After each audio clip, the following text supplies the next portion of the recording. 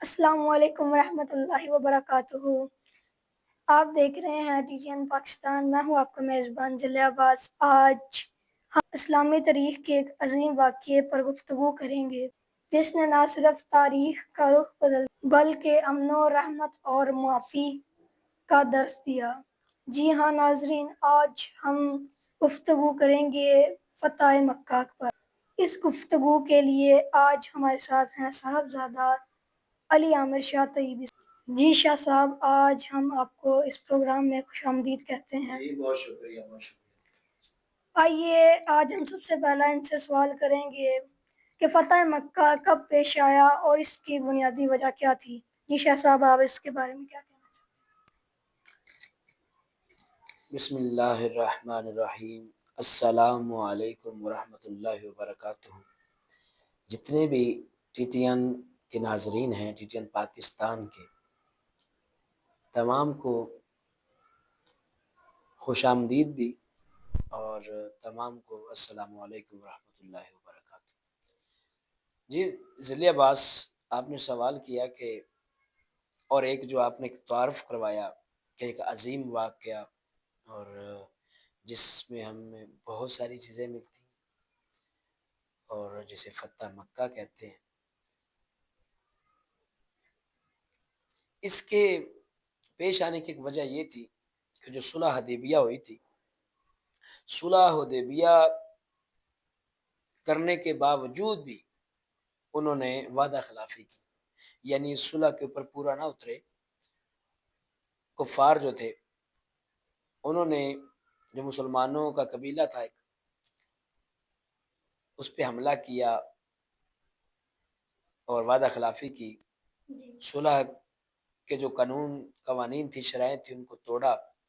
تو حضور نبی کریم صلی اللہ علیہ وآلہ وسلم نے پیش قدمی کی، اور یہ 8 ہجری کو ہوا ہے۔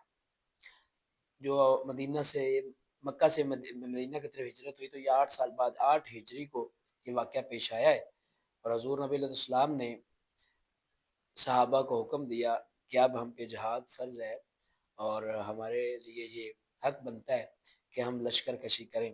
اور حضور نبی علیہ السلام نے صحابہ کو حکم دیا، اور اس کا بنیادی وجہ یہ تھی کہ وہ اسلام دشمنی، اور دوسری وجہ تھی کہ انہوں نے جو صلح کی تھی، صلح کو انہوں نے توڑا تھا۔ پہلے انہوں نے صلح کو توڑا، پھر حضور نبی علیہ السلام نے لشکر کشی کا حکم دیا تھا۔ ہیں؟ شاہ صاحب جی، ایک اور سوال ہے کہ فتح مکہ کے موقع پر حضور اکرم صلی اللہ علیہ وسلم کی لشکر کی جو تعداد تھی وہ کتنی تھی؟ جی اس میں بہت ساری روایات ملتی ہیں، لیکن جو زیادہ تر حضور نبی علیہ السلام کے ساتھ 10,000 صحابہ تھے۔ اور اسی کے ساتھ ہی جیسا کہ ناظرین آپ کو پتہ ہے کہ منگل والا جو دن ہوتا ہے، ہمارا مقدمہ اسلاف کے حوالے سے بھی پروگرام ہوتا ہے، تو آج 20ویں رمضان ہے فتح مکہ کا، اور منگل کا دن ہے۔ تو آج کا جو نا وہ مقدمہ اسلاف کے پروگرام میں ہم نے یہ شامل کر دیا فتح مکہ۔ 10,000 کا لشکر حضور نبی علیہ السلام مدینہ سے لے کے مکہ کی طرف روانہ ہوئے تھے، اور وہ اتنا جوش و خروش سے جا رہا تھا نا، ایمانی قوت کے ساتھ۔ رمضان مبارک بھی ہو، روزہ بھی ہو، پھر ایک شدت گرمی کی ہو، اور پھر وہ جانا، دن رات کا سفر کرنا، 300 میل کا ایک سفر پیدل کیا صحابہ نے۔ تو جی ان کی ایمانی قوت تھی کہ حضور نبی علیہ السلام کے ساتھ جڑے رہے۔ 10,000 کا لشکر سرکار لے کے گئے تھے مدینہ سے مکہ کی طرف۔ جی قبلہ شاہ صاحب، ایک اگلا سوال کرتے ہیں کہ جب حضور اکرم صلی اللہ علیہ وسلم فتح مکہ کی یعنی طرف پڑھے، تو جب وہ وہاں پہنچے تو کفار مکہ کا کیا یعنی ریاکشن تھا، کیا وہ ان کا ریاکشن تھا، اور کیا اسلام کی قوت تھی؟ جی ہمیں بتائیں۔ اچھا، یہ اسلام ایک اپنی پاور رکھتا ہے، ہمارے ایک بزرگ کہہ گئے۔ تو جب حضور نبی علیہ السلام کا یہ 10,000 کا لشکر جو ہے نا، وہ اپنی خوب تیاری کے ساتھ جا رہا تھا، اور جب مکہ پہنچے تو مکہ والوں نے دیکھا اتنا 10,000 کا لشکر آ رہا ہے، تو ان کو یہ پتہ ہی نہیں چلا کہ کب وہ لشکر جو نا پہنچ چکا ہے۔ تو جب وہ مکہ کے قریب بالکل آ گیا تھا تو کفار مکہ کا ریئیکشن یہ تھا کہ وہ کچھ تو بھاگ گئے تھے اور کچھ نے ہتھیار ڈال دے، اور جو جب مکہ کے اندر، شہر مکہ کے اندر سرکار کا لشکر انٹر ہوا نا، تو اس وقت کفار کا جو ریئیکشن تھا وہ میں نے آپ کو بتا دیا، لیکن جو ایکشن سرکار کا تھا یا سرکار کے لشکر کا تھا، حضور نبی علیہ السلام آپ نے اور آپ کے غلاموں نے، اس پورے لشکر نے اپنی نگاہیں جھکائی ہوئی تھی، اور حضور نبی علیہ السلام سیدھا گئے خانہ کعبہ بیت اللہ کی طرف، اور وہاں کے حضرت بلال حبشی رضی اللہ عنہ کے بلال اذان پڑھ، اور جب اذان دینے لگے تو خاموش ہو کے کھڑے ہو گئے بیت اللہ کے اوپر، اللہ کے گھر کے اوپر۔ تو حضور نبی علیہ السلام نے فرمایا بلال کیوں خاموش ہے؟ کہتا ہے یا رسول اللہ پہلے تو میں کعبہ کی طرف منہ کر کے اذان پڑھا کرتا تھا، آج تو کعبے کے اوپر ہوں، آج میں کدھر اذان؟ حضور نے فرمایا میں کعبے کا کعبہ ہوں، میری طرف منہ کر کے اذان پڑھ۔ تو جب حضور کی مکہ میں انٹر ہوئے، لشکر آپ کا انٹر ہوا تو بہت ہی باوقار، بڑے عزت و احترام کے ساتھ ہوا، اور کوئی غرور، کوئی تکبر نہیں تھا۔ اللہ کی طرف سے نصرت اور فتح جو آئی تھی اس کے اوپر اللہ تعالیٰ کا شکر بجا لا رہے تھے، اور نگاہیں جھکا کے آپ اس میں شامل ہو گئے تھے۔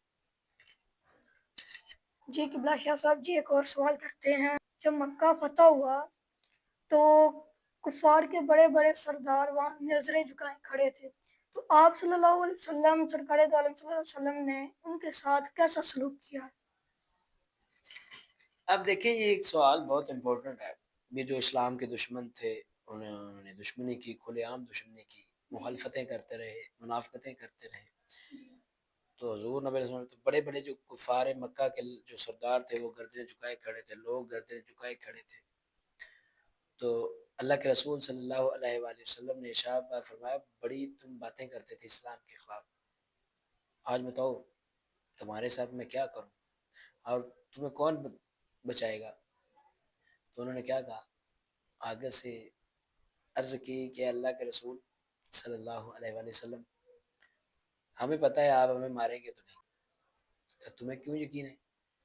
کہا کہ ہم نے سنا ہے آپ کی کتاب میں آیا کہ آپ وما ارسلناک الا رحمۃ للعالمین ہے، آپ کو تمام جانوں کا رحمت بنا کے بھیجا ہوا ہے، آپ کو تمام جانوں کے لیے رحمت بنا کے بھیجا ہوا ہے، تو آپ ہمیں ماریں گے تو نہیں، تو آپ معاف کرنے والے ہیں۔ تو حضور نبی علیہ السلام نے انہیں معاف کیا، اور ایسا حضور نبی علیہ السلام نے ان کے ساتھ حسن و سلوک اپنایا کہ کچھ لوگ سرکار کی اسی انداز سے دیکھے کہ ہم ساری عمر اسلام کے دشمن رہے ہیں، اور آج یہ اسلام آیا ہے، مکہ فتح ہوا ہے، تو انہوں نے ہمیں جو ہے نا معاف کر دیا۔ آپ نے کہا جاؤ آپ کو آزاد کر دیا اور آزادی کی زندگی جیو۔ تو حضور کے اسی حسن و سلوک کو دیکھ بہت سارے کفار نے کلمہ بھی پڑھا، اور سرکار نے فرمایا اپنے دین کے اوپر آرام و سکون سے اگر رہنا چاہتے ہو تو آپ یہاں رہ سکتے۔